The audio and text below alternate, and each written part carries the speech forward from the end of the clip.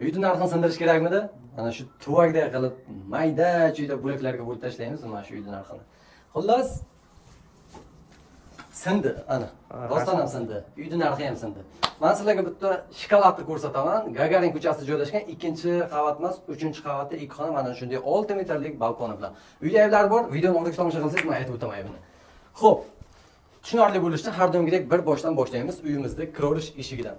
Demak, bugungi uyimizda nima ayblar bor ekan hozir bilib olamiz. Mana bu uyimizda kirish eshigi birinchi ayb topdim sanuzilda. Uborka yo'q, do'stlar, kim olsa ham bitta uborka qilib vanani qarangizlar, bitta cho'yla qilib vanani restavratsiya deydimi, shunaqa narsa qilib olamiz. Va hol mana shunday hol. Keling, mana xonani ko'ramiz, spanyasini. Shunaqa yaxshi joydagi uy prosta bitta mehr kerak bo'lyapti bu uyimizga. Kvartirantlar yashagan ekan, biroz bardak bo'lib turibdi. Hozir hech kim yo'q uyda. Bitta olib uborkachan qilib, mana shunday hamma ko'rinib turgan narsalar xola. Ukrainskiy bor, bu yerda ham, balkonda ham derazalar, akvada, jalyuzi bor. 2 xona demak, g'ishlik domlardan. Mana bu uyimizda yana bitta yotoqxonasi bo'lyapti. Marhamat, detskiy qilib foydalansangiz bo'ladi. Mana buni ustiga yangi 2 ta matras qo'yasiz, tayyor spalni turibdi mana. Xo'p. Sanuzilni ko'rsatdik.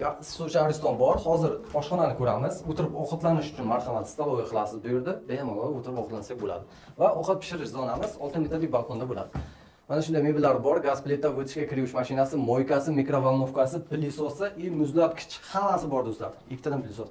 Mana bu karavotlar sinibdi. Mana agar olib tashlasa bu yerda chiroyli bo'ladi. Konditsioner bor mana 6 metrlik balkonimizda. Xullas, bugungi uyimiz 45 ming dollar so'ralyapti, yana kelishtirib beriladi. Bu oxirgi baho emas. Samarqand shahar Gagarin ko'chasida joylashgan g'ishlik domlarda Germesda oldidagi yo'l ustidagi domlar bo'lyapti. Shuni yangi mostga yetadi. Bugungi uyimiz 4 qavatlik domlardan bo'lyapti. 3-qavatda joylashgan uglovoy. Uglovoyda bilasizlar, g'ishlik domdan hech qanday qo'rqish yo'q, chunki hech narsa qilmaydi. G'ishlik domlarda uglovoy.